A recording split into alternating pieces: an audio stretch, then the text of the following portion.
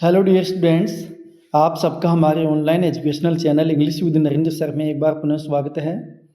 Dear students, पिछले videos में हमने टेंस का जो टॉपिक है हमारा वो कंप्लीट कर लिया है। आज के इस वीडियो में हम आरपीएससी के द्वारा जो विभिन्न स्कूल एजुकेशन और संस्कृत एजुकेशन में जो परीक्षाएं आयोजित की गई है उनमें टेंस से संबंधित जो क्वेश्चंस पूछे गए हैं वो क्वेश्चंस का मैंने एक कलेक्शन तैयार किया है और आज हम इस वीडियो में उनके ऊपर ही चर्चा करने वाले हैं। प्यारे विद्यार्थियों, मेरा आपसे एक निवेदन है कि प्लीज़ आप इस वीडियो को पूरा देखिए, क्योंकि आपके लिए मैंने बहुत मेहनत करके और ये स्लाइड्स तैयार की है। इसके अलावा मैंने प्रीवियस ईयर्स के जो क्वेश्चंस हैं वो पेपर डाउनलोड करके उनमें छांट के और बहुत मैंने अपना टाइम खर्च किया है केवल और केवल आपके लिए। तो मुझे खुशी होगी अगर आप वीडियो को पूरा देखते हैं, क्योंकि इससे आपको भी बहुत अच्छा फ़ायदा मिलने वाला है। तो आइए वीडियो की शुरुआत करते हैं। जैसा कि आप स्क्रीन पे देख पा रहे हैं, ये जो क्वेश्चन है ये आरपीएससी 2011 में पूछा गया है। आरपीएससी 2011 में ये क्वेश्चन आया हुआ है और क्वेश्चन है करेक्ट ट्रांसलेशन इज, यानी कि इसका करेक्ट ट्रांसलेशन क्या है। सेंटेंस है मैं कल पहुंच रहा हूं। प्यारे विद्यार्थियों, जैसा कि हम टेंस पढ़ चुके हैं और हमें पता है कि हिंदी में अगर किसी शब्द के अंत में रहा है, रही है, रहा हूँ आता है तो वो प्रेजेंट कंटिन्यूस टेंस का एग्जाम्पल होता है। और प्रेजेंट कंटिन्यूस टेंस की हेल्पिंग वर्ब होती है इज, एम, आर। तो यहाँ 4 ऑप्शन अपने पास दिए गए हैं। अगर हम ध्यान से इन ऑप्शंस को देखते हैं तो हम ये पाते हैं कि पहले और तीसरे ऑप्शन में एम दिया गया है। बाकी की जो 2 ऑप्शन हैं यानी कि दूसरा और चौथा वो हमारे काम का नहीं है, यानी 2 में से एक अपना उत्तर होगा। तो पहले हम पहले वाले को देखते हैं। ये है आई एम रीचिंग टुमारो। ये हमें बिल्कुल करेक्ट नज़र आ रहा है, लेकिन हमें इस बात का विशेष ध्यान रखना है, क्योंकि कई बार क्या होता है कि अपने को ऑप्शन सही नज़र आता है लेकिन वो सही होता नहीं है। तो हमें सारे ऑप्शंस पर नज़र रखनी है। तो यह हमने देखा आई एम रीचिंग टुमारो सही नज़र आ रहा है। तीसरा भी देख लेते हैं कि क्या ये कैसा है, क्या ये सही है क्या। तो I am reaching to tomorrow. तो जब हमने पहले और तीसरे सेंटेंस में अंतर महसूस किया, क्योंकि हमको 2 में से छांटना है, तो हमें पता चला कि इसमें ये जो 2 है ये नहीं आना था, यानी कि इसका कोई औचित्य नहीं है। इसका मतलब ये ऑप्शन अपना रॉन्ग है। अब कौन सा सही हो गया? अपना पहला। तो अपना करेक्ट आंसर क्या हो गया? I am reaching tomorrow. तो right answer is I am reaching tomorrow. अब देखते हैं नेक्स्ट स्लाइड में। तो अगला क्वेश्चन जैसा कि आप स्क्रीन पे देख पा रहे हैं, ये कहता है कि choose the correct answer. I him in New York इन 1986। तो आपने देखा कि इसमें जो टाइम दिया गया है वो है इन 1986, यानी कि पास्ट का कोई टाइम दिया गया है। और आगे सेंटेंस को हम पढ़ते हैं, that was many years ago. तो प्यारे विद्यार्थियों, आपको याद आ रहा होगा कि हमने ये पढ़ा था कि यदि किसी सेंटेंस में एगो आ जाए या फिर लास्ट आ जाए या फिर यस्टरडे आ जाए, ऐसा कोई वर्ड आ जाए तो वो पास्ट इंडेफिनिट सेंटेंस का एग्जाम्पल होगा। और पास्ट इंडेफिनिट का मतलब वर्ब की सेकंड फॉर्म। तो हम यहाँ देखते हैं कि वर्ब की सेकंड फॉर्म कौन से टेंस में है। तो ये मीट वर्ब की फर्स्ट फॉर्म है। तो ये आंसर अपना गलत हो गया, यानी कि इसको अपने को छोड़ देना है। हैव मेट ये प्रेजेंट परफेक्ट टेंस का एग्जाम्पल है, ये भी अपना आंसर नहीं होगा, है ना। हैड मीटेड, मीटेड कोई वर्ड भी नहीं होता और हैड इसमें आएगा भी नहीं, तो ये भी हो गया।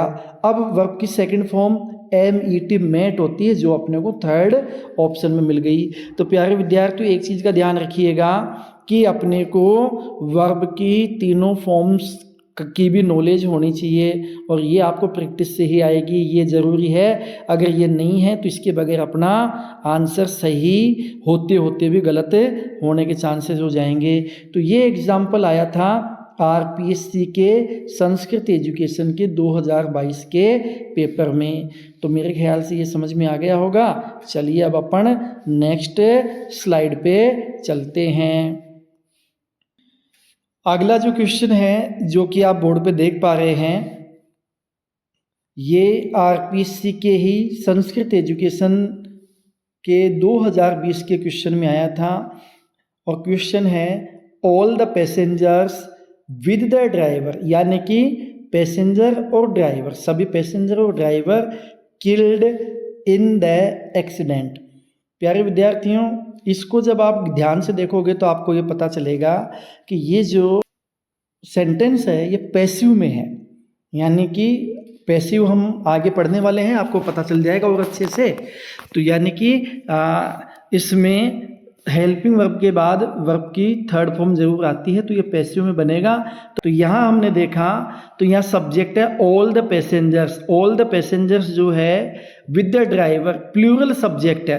तो प्लूरल सब्जेक्ट का मतलब एक चीज़ तो ये क्लियर हो गई कि यहाँ जो उत्तर आएगा उसमें हेल्पिंग वर्ब वो आएगी जो प्लूरल सब्जेक्ट के साथ काम में ली जाती है। तो पहला ऑप्शन है वर्ब, तो वर्ब भी प्लूरल सब्जेक्ट के साथ काम में लिया जाता है, तो वर इसमें आ सकता है, वाज इसमें नहीं आ सकता, इज भी इसमें नहीं आ सकता, हैव इसमें आ सकता है लेकिन आएगा नहीं। क्यों नहीं आएगा? इसलिए नहीं आ जाएगा कि all the passengers with the driver killed, यानी पैसेंजर्स मारे गए, पैसेंजर्स ने किसी को मारा नहीं। इसका सेंटेंस का आप भाव समझिए, सेंटेंस का भाव ये कहता है कि all the passengers were killed, यानी पैसेंजर्स को मारा गया, यानी पैसेंजर्स मारे गए। तो इसमें राइट आंसर हो जाएगा वर। तो अगली स्लाइड पे चलते हैं। अगली स्लाइड है, ये क्वेश्चन आया था आरपीएससी के ही संस्कृत एजुकेशन के 2018 के पेपर में और क्वेश्चन है he said that man Khalistan mortar. तो प्यारे विद्यार्थियों बिल्कुल सरल है, इसमें तो अगर आपको टेंस की नॉलेज नहीं भी है तो भी आप इजीली कर पाओगे। कैसे कि यहाँ पे आप देखिए कि सब्जेक्ट कौन है, मैन है। सब्जेक्ट क्या आ गया, MAN, मैन। जो मैन है ये सिंगुलर सब्जेक्ट है, तो इसका मतलब सिंगुलर सब्जेक्ट के साथ सिंगुलर ही हेल्पिंग वर्ब आएगी। वर्ब प्लूरल के साथ काम में ली जाती है, नहीं आएगा। आर प्लूरल के साथ काम में ली जाती है, नहीं आएगा। माइट एक मॉडल है, ये भी यहाँ पे नहीं आएगा। राइट आंसर हो जाएगा इज। और दूसरा तरीका और ये है कि ही सेड, उसने कहा, दैट मैन इज मॉर्टल। अब ये एक यूनिवर्सल ट्रुथ है, यानी कि मनुष्य नश्वर प्राणी है और यूनिवर्सल ट्रुथ जो होगा प्रेजेंट इंडेफिनिट में बनेगा, इसलिए यहाँ पे जो राइट आंसर आएगा वो आ जाएगा इज। तो ये अपने को ध्यान में रखना है, इस रूल को अपने को फॉलो करना है। और देखते हैं अगली स्लाइड में चलते हैं। अगली स्लाइड कहती है, ये आरपीएससी के संस्कृत एजुकेशन के 2024 के क्वेश्चन पेपर में आया हुआ क्वेश्चन है। ही ब्लैंक स्पेस है, always blank space his keys. प्यारे विद्यार्थियों वैसे तो हमने ये पढ़ा हुआ है कि ऑलवेज अगर आ जाता है तो प्रेजेंट इंडेफिनिट टेंस में होगा, लेकिन ये उसका अपवाद है। अब हम इसको एक एक ऑप्शन के ऊपर ध्यान से चलते हुए और समझने का प्रयास करते हैं कि इसमें राइट आंसर क्या होगा। तो देखते हैं। पहला ऑप्शन जो है वो कहता है इज लूजिंग, तो हम लगा के देखते ही इज, यहाँ अगर हम इज लगाएं इज और यहाँ पे हम लूजिंग लगाएं LOSING, लूजिंग हिज कीज, तो ये आंसर अपने को थोड़ा सा सही लग रहा है। आगे भी देखें, ही वाज टू लूज। अब देखिए ये वाज इसके साथ कहीं ना कहीं फिट नहीं बैठ रहा, रोंग है। ही हैज लूजेज, हैज के साथ वर्ब की थर्ड फॉर्म आती है, तो ये भी नहीं बैठेगा। डज लूजिंग, डज के साथ आईएनजी नहीं आता तो ये भी नहीं बैठेगा। तो इसका राइट आंसर हो जाएगा ही इज लूजिंग। तो प्यारे विद्यार्थियों, जिस प्रकार से जो लॉजिक मैंने यहाँ पे लगाए हैं, एग्जाम में आपको भी ठीक इसी प्रकार से लॉजिक लगाते हुए अपने आंसर देने हैं। यानी आपको ये देखना है कि कौन सा आंसर इसमें सही बैठेगा और कौन कौन से गलत हो रहे हैं। चलिए अगली स्लाइड पे चलते हैं। अगली स्लाइड है, ये आरपीएससी 2018 में आया हुआ क्वेश्चन है। ये है आई खाली स्थान है, her making great efforts to complete the assigned task. तो प्यारे विद्यार्थियों, बी सीन ये नहीं लग रहा। सा को अगर हम देखते हैं तो सा अपने को सही लग रहा है। I saw her making great efforts to complete the assigned task, यानी मैंने उसको देखा क्या करते हुए, ग्रेट एफर्ट्स करते हुए देखा। यानी एफर्ट्स कहते हैं प्रयासों को, यानी उसको मैंने बड़े बड़े प्रयास या महान प्रयास करते हुए देखे। To complete the assigned task, यानी कि उसको जो टास्क मिला था उसको कंप्लीट करते हुए। फिर भी हम एक एक ऑप्शन पर चलते हैं, सारे ऑप्शंस पर। तो यहाँ हम देखेंगे तो हम पाएंगे कि पहला ऑप्शन सा हमको सही नजर आ रहा है। बी सीन, तो बी सीन अकेला नहीं आएगा, इसके साथ कोई ना कोई मॉडल जरूर होनी चाहिए थी, तो ये नहीं बैठेगा, गलत हो जाएगा। बीन सा, तो बीन सा तो बिल्कुल भी नहीं होगा, क्योंकि बीन के साथ वर्ब की सेकंड फॉर्म नहीं आएगी। सीन आई सीन हर, ये भी नहीं आएगा, क्योंकि सीन अकेला नहीं आता। हम टेंस में पढ़ चुके हैं कि वर्ब की थर्ड फॉर्म हमेशा हैज़, हैव या फिर हैड के साथ या फिर विल हैव, शैल हैव के साथ आती है, अकेले नहीं आती। तो इसका राइट आंसर हो जाएगा सा। तो ये पहला राइट आंसर हो जाएगा। अगली स्लाइड देखिए, आरपीएससी 2022 में आया है ये स्कूल एजुकेशन में। क्वेश्चन है, how long you wearing glasses. How long यानी किस समय से, तो से प्लस टाइम ये आता है परफेक्ट कंटिन्यूस टेंस में। और प्यारे विद्यार्थियों, परफेक्ट कंटिन्यूस टेंस के यहाँ पे दो ही ऑप्शन है, एक तो है हैज़ यू बीन और दूसरा हैव यू बीन। यानी कि पहला और चौथा ऑप्शन तो हमने सिरे से खारिज कर दिया। अब दूसरे और तीसरे में से अगर हम देखते हैं तो हम ये पाते हैं कि सब्जेक्ट जो है वो है यू। सब्जेक्ट कौन है? यू। अब सब्जेक्ट यू है जो कि प्लूरल सब्जेक्ट है, ये यू है, ये प्लूरल सब्जेक्ट है। तो प्लूरल सब्जेक्ट के साथ जो हेल्पिंग वर्ब है वो हैव काम में ली जाएगी, ये हो जाएगा हैव यू बीन। तो ये आपके समझ में आ गया होगा।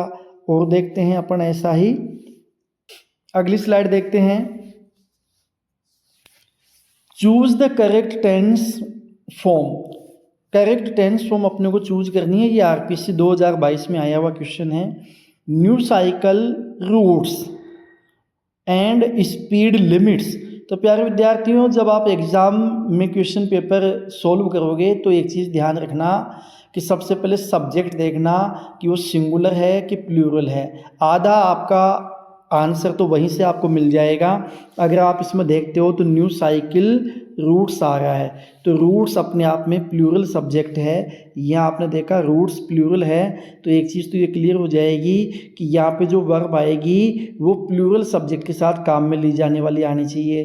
तो यहाँ अगर हम देखते हैं पहले ऑप्शन में तो इसमें हैज़ दी गई है जो सिंगुलर सब्जेक्ट के साथ आती है, दूसरे में इज़ दी गई है जो कि सिंगुलर सब्जेक्ट के साथ आती है। और इसके बाद अगर हम आगे देखते हैं तो तीसरा जो है इसमें आर दिया गया है, ये प्लूरल के साथ आता है, तो इसको हम कंसिडर कर लेते हैं। लेकिन आगे हम देखते तो अगला जो सब्जेक्ट है वो लिमिट्स है, और लिमिट्स भी प्लूरल सब्जेक्ट है। लेकिन यहाँ हम देखते हैं तो यह हैज़ दिया गया है, तो हैज़ सिंगुलर सब्जेक्ट के साथ काम में लिया जाता है। इसका मतलब तीसरा ऑप्शन भी नहीं होगा। तो फिर इसका सीधा सा तात्पर्य ये है कि इसका अपना चौथे वाला ऑप्शन हो जाएगा, जिसमें अगर आप देखोगे तो आप पाओगे हैव बीन बिल्ट दिया गया है पहले में, और दूसरे में हैव बीन रिड्यूस्ड दिया गया है। यानी कि दोनों में हैव दिया गया है, यानी प्लूरल सब्जेक्ट के साथ काम में ले जाने वाली हेल्पिंग वर्ब दी गई, तो इसका राइट आंसर हो जाएगा चौथा, हैव बीन बिल्ट और हैव बीन रिड्यूस्ड। तो प्यारे विद्यार्थियों, ये स्लाइड्स अपनी कंप्लीट हो चुकी है यहीं पे। तो आज हमने इन एग्जाम्पल्स के माध्यम से ये जाना कि किस प्रकार से आरपीएससी में क्वेश्चन पेपर को सोल्व किया जाए। प्यारे विद्यार्थियों, मैं आपको यहाँ पे बताना चाहूँगा कि एग्जाम में क्वेश्चन 2 या 3 तरीके से पूछा जाएगा। पहला तो ये हो जाएगा कि आपको हिंदी ट्रांसलेशन दी जाएगी और पूछा जाएगा कि बताओ करेक्ट इंग्लिश ट्रांसलेशन कौन सा है, या फिर आपको इंग्लिश ट्रांसलेशन दिया जाएगा और हिंदी ट्रांसलेशन पूछ लिया जाएगा कि बताओ कौन सा हिंदी करेक्ट ट्रांसलेशन है, या फिर आपको कोई सेंटेंस दिया गया होगा और उसमें आपसे हेल्पिंग वर्ब भरवाई जाएगी। तो ये बिल्कुल सरल सा सेंटेंस आपके सामने आने वाला है, कोई ज़्यादा मुश्किल नहीं आने वाला। केवल आपको करना इतना है कि जो भी हमने जानकारी प्राप्त की है उस जानकारी को दिमाग में रखते हुए और दिमाग को शांत रखते हुए और ये विचार करते हुए कि सब्जेक्ट सिंगुलर है कि प्लूरल, कौन सा टेंस हो सकता है, टाइम, एडवर्बियल्स को पहचानते हुए आपको अपना आंसर देना है। तो प्यारे विद्यार्थियों, इसी के साथ आपको बेस्ट ऑफ लक। जय हिंद, जय भारत।